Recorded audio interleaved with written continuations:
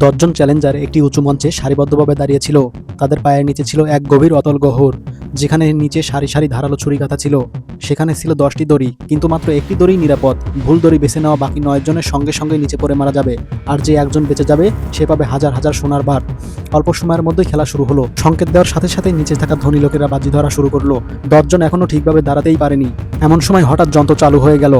মাত্র 3 সেকেন্ডের মধ্যে জীবন মৃত্যু নির্ধারিত হবে, একটুও ভাবার সুযোগ নেই। ধনীদের সন্তানরা আনন্দে মেতে উঠল।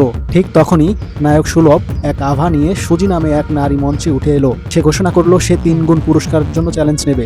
নিয়ম একই, তাকে খুঁজে বের করতে হবে সেই একমাত্র দড়ি যেটা ছিঁড়বে না। কিন্তু সমস্যা হলো দড়িগুলো ইচ্ছামতো বদলাতে পারে আয়োজক। তবে সুজি আগে থেকেই প্রস্তুত ছিল।